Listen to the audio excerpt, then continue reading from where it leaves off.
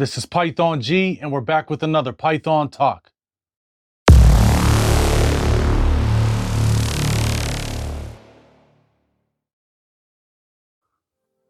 Reptile Expos. Everyone loves them. The vendors love whenever there's a nice crowd. People that are coming in as customers that are reptile lovers love them to go look at all the different reptiles that you can see at a Reptile Expo. But here's some key things. There is a code of conduct that is followed whenever you attend a reptile show. We're not talking about the vendors, the people that are hosting and having the animals, but more importantly, the customers that are coming in for the reptile show. There's a code of conduct that you should follow, and today we're gonna give you 3 things that you should never do at a Reptile Expo. Number 1, bringing your outside pet to the Reptile Expo. We get it. You're excited. You're happy you have a new pet snake. We're happy you have a new lizard, a new iguana, a new alligator, whatever the case may be. Don't bring your pet to the Reptile Expo. Trust me when we tell you this.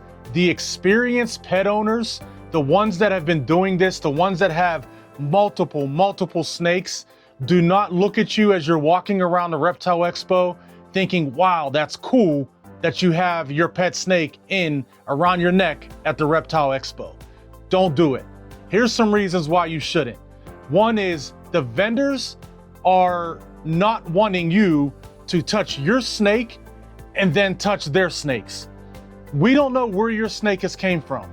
You could have mites, your snake could be sick, and then you're walking around the Reptile Expo with your snake around your neck, and then you're touching the vendors' snakes that they have on the displays. Don't do it. Trust me, the people that get excited and they come up to you and say, wow, let us see your snake, those aren't the experienced reptile owners. Those aren't the ones that understand and get it. When you bring your outside animal into the Reptile Expo, all it does is put the other animals in that building at risk. No vendor there is excited to see your outside pet, your pet ball python that you brought from home, or your boa that you brought from home, and that you're walking around with it hanging around your neck. I'll take you a step further. A couple weeks ago when I was at a Reptile Expo, I seen a guy with a baby alligator walking around. Now, he had the mouth taped, which is great, but nobody in there cares that you have a baby alligator, not the experienced reptile keepers, maybe the new ones, the dumb ones, the customers that are coming there for the first time, and they think, holy shit, look at this guy, he has an alligator wrapped around his neck. It's not cool. Leave your pet reptile at home. No vendor there wants to get risk of having their animals get sick because you brought your animal in from outside. No vendor there wants to risk their animals getting mites because your animal potentially has mites. Just don't do it. Trust us when we tell you that.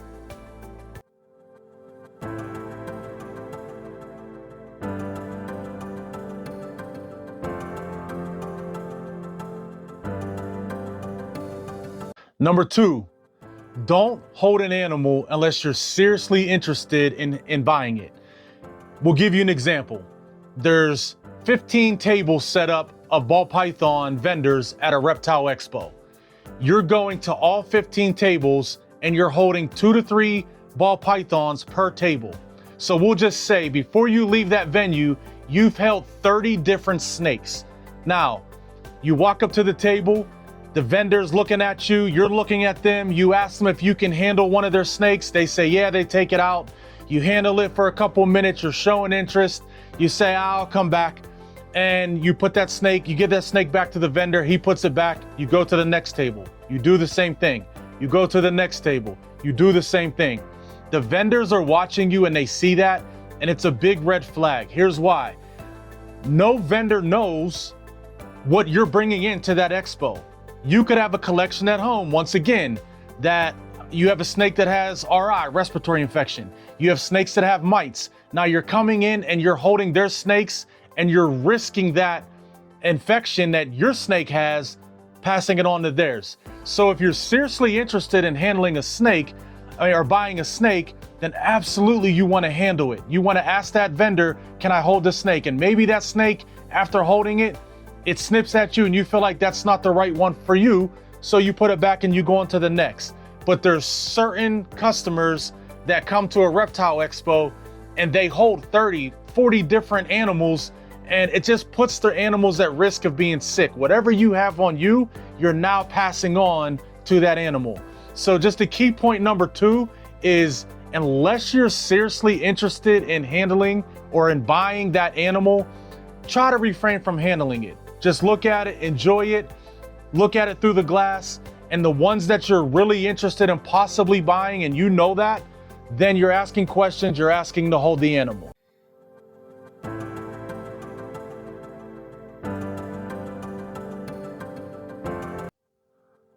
Number 3, do not impulse buy. It's easier said than done, we understand. We've done it, we've known many people that have done it. You go to a Reptile Expo, you're excited, there's so many cool things at that expo, and next thing you know, you're going there just to look, just to enjoy the scenery, and you're coming home with 2 new ball pythons. You're coming home with a new boa. You're coming home with a new lizard. Do not impulse buy, and here's why. You impulse buy, next thing you know, it's 3 months later, and you're not as interested in that animal as you were at that specific moment when you were at that Reptile Expo.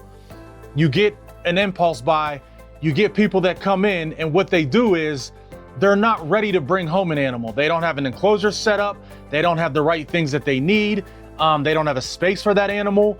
They go to the Reptile Expo just to look around, and next thing you know, they're walking out of there with 2 new ball pythons. They're bringing it home and they're thinking, oh shit, I have nowhere to put this right now. So now what do? You scramble, you're getting a tub, you're putting it in a tub, you're just overall not ready. Impulse buying is not something that you should do at a Reptile Expo, and we get it, it's easier said than done, but it's something that you should always try to refrain from. It just, nothing good happens whenever you impulse buy. Remember, as we said at the beginning, there is a code of conduct at these Reptile Expos. Be that person that attends the Reptile Expo and they know the code of conduct. Don't be the newbie there, and if you are a newbie, that's great. These vendors want new people coming into the hobby. Don't be afraid to ask questions. When you walk up to the table, say, is it okay to hold your animal, but I'm probably not gonna buy it. These vendors a lot of time will say, yeah, go ahead, or they'll say, I'd rather not. They want the people that are interested in buying the animals to physically hold the animals. The code of conduct is real in a Reptile Expo. You wanna be the person that attends those and knows what's going on. And if it's your first one, do some research before you go. If it's your second, third, fourth, fifth one, be the person in there that maybe helps someone else who's walking around for their first time, and you can give them some advice. But there is a code of conduct at a Reptile Expo, and hopefully this video helped you understand it. This is Python G with Champion Pythons. Make sure you like, make sure you subscribe, and we'll catch you next time.